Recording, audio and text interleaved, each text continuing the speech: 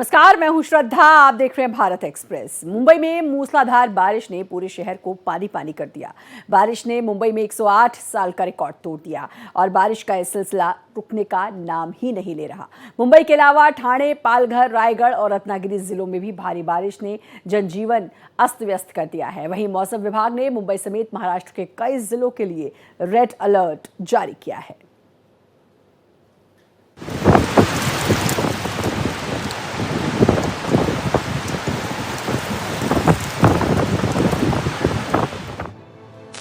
मुंबई में मूसलाधार बारिश ने जमकर कहर बरपाया। बारिश ने मुंबई में 108 सालों का रिकॉर्ड तोड़ दिया। मूसलाधार बरसात से मुंबई की सड़कें दरिया में तब्दील हो गई। शहर में बाढ़ जैसी स्थिति हो गई और अब यह सिलसिला थमने का नाम नहीं ले रहा।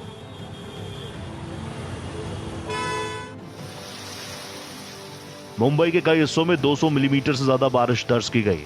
इसमें Nariman point, ward municipal head office, Colaba pumping station और कोलाबा एयर स्टेशन प्रमुख है। लगातार हो रही बारिश की वजह से सड़कों पर जल जमाव है, जिससे मुंबई करों को काफी परेशानी हो रही है। कुर्ला, सायन, दादर और परेल जैसे निचले इलाकों में जलभराव की स्थिति सबसे गंभीर बनी हुई है।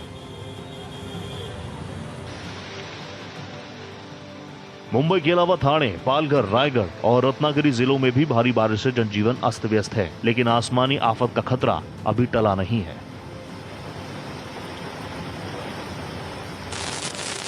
मौसम विभाग ने मुंबई के लिए भारी बारिश का रेड अलर्ट जारी किया, तो वहीं मौसम विभाग ने महाराष्ट्र के पालघर, ठाणे, रायगढ़, रत्नागिरी, सिंधुदुर्ग, पुणे और अहमदनगर जिलों के लिए भी रेड अलर्ट जारी किया। पूर्व अनुमान के अनुसार इन इलाकों में भारी बारिश के साथ 41 से 61 किलोमीटर प्रति घंटे की रफ्तार से तेज हवाएं चल सकती हैं। मौसम विभाग ने नागरिकों से अपील की है कि वो अनावश्यक रूप से घरों से बाहर ना निकलें, जल भराव वाले क्षेत्रों में जाने से बचें।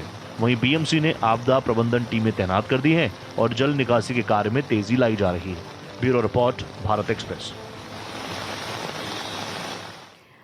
महाराष्ट्र में पिछले 2 दिनों से हो रही भारी बारिश ने 107 साल पुराना रिकॉर्ड तोड़ दिया है। मुंबई में जलभराव के चलते ट्रेनें और सड़क और यातायात बाधित हुआ है। मौसम विभाग ने महाराष्ट्र के अलावा केरल, कर्नाटक सहित कई राज्यों में आज भारी बारिश की चेतावनी जारी की है। वहीं दिल्ली में हल्की बूंदाबांदी की संभावना है। मौसम विभाग के मुताबिक महाराष्ट्र को अभी बारिश से राहत नहीं मिलने वाली। महाराष्ट्र में बारिश की 10 तस्वीरें आपके स्क्रीन पर हैं। जरा देखिए कि क्या कुछ हालात बारिश के बाद महाराष्ट्र में हो रहे हैं। तो इसके मुंबई, पुणे, नासिक, रत्नागिरी, ये तमाम तस्वीरें आप देखिए और ये महाराष्ट्र की 10 तस्वीरें हैं, जिसको देखकर समझ में आएगा कि कैसे बारिश ने जनजीवन पर प्रभाव डाला है, कैसे जनजीवन को प्रभावित किया है।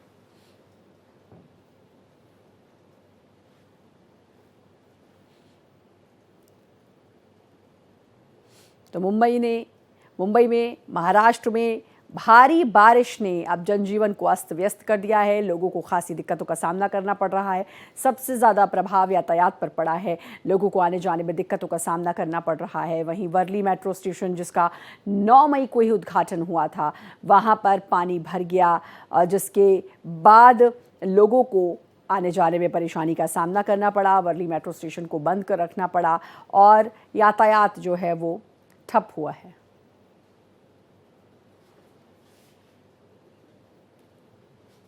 तो अमूमन बारिश जो है वो जून के बाद आती है, बीच जून में आती है, लेकिन इस बार जो ये बारिश है ये समय से पहले आ चुकी है। चलिए ग्राफिक्स के जरिए आपको बताएंगे कि क्यों समय से पहले मॉनसून पहुंचा है। दरअसल अरब सागर, बंगाल की खाड़ी में नमी बढ़ गई, इसलिए समय से पहले मुंबई, महाराष्ट्र की बात करें तो 17 दिन पहले मॉनसून आ गया है। समुद्र का तापमान सामान्य से ज़्यादा रहा है। ये वो वजहें हैं जिसकी वजह से पहले मॉनसून आ गया है और तेजी से सक्रिय हुई हैं मॉनसूनी हवाएं, जिसके चलते अब मॉनसून जल्दी आ गया है। गर्मी से राहत मिली है, लेकिन उसके अलावा कई परेशानियां, जलवायु परिवर्तन से भी अब पैटर्न में बदलाव हुआ है। ग्लोबल वार्मिंग जिसे हम कहते हैं, क्योंकि बहुत ज़्यादा परिवर्तन देखने को मिल रहा है। चलिए मॉनसून के बारे में बताते हैं आपको। 2020 में 11 जून को आया, 21 में 5 जून को, 22 में 10 जून को, 23 में 11 जून को और 24 में 6 जून को आया। लेकिन इस बार की अगर हम बात करें तो इस बार मॉनसून बहुत पहले आ गया है, सामान्य से काफ़ी दिन पहले आ चुका है, यानी कि 17 दिन पहले आ चुका है। ये 2020 से लेकर 24 तक आप देखिए कि कब कब मॉनसून आया है। 20 में 11 जून, 21 में 5 जून, 22 में 10 जून और इसके अलावा 23 में 11 जून और 24 में 6 जून को मॉनसून आया। लेकिन इस बार मई में ही मॉनसून आ गया है, 3-4 दिन भी हो चुके हैं। तो आप इससे अंदाज़ा लगा सकते हैं कि मॉनसून जल्दी आया, जिसकी वजह से अब खासी दिक्कतों का सामना करना पड़ रहा है और अरब सागर में दबाव बढ़ा है। कई ऐसे कारण हैं, जलवायु परिवर्तन एक बड़ा कारण है जिसकी वजह से मॉनसून पहले आ गया है। समुद्र का तापमान सामान्य से ज़्यादा, तेज़ी से मॉनसूनी हवाएं सक्रिय हो रही हैं। जलवायु परिवर्तन जैसा कि बताया, उससे पैटर्न में एक बदलाव आया है और अब इस वजह से महाराष्ट्र में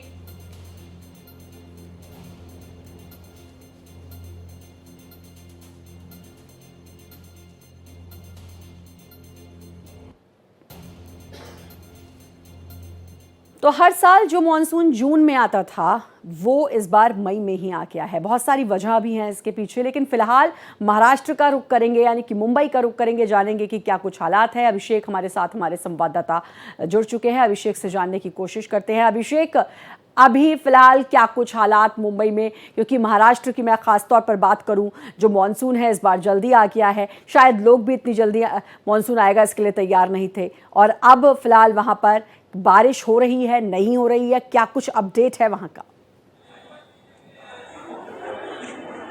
देखिए, महाराष्ट्र में हालात अभी सामान्य हैं। कल जिस तरीके से बारिश हुई थी उसके बाद ये माना जा रहा था कि हालत बद से बदतर होने वाली है, लेकिन अभी ये हालात सामान्य बताए जा रहे हैं। और खास करके अब जो मानसून मुंबई में टच किया था वो मराठवाड़ा के रास्ते विदर्भ की तरफ पहुंच गया है और विदर्भ में अगले 2 दिनों भारी बारिश की संभावना है।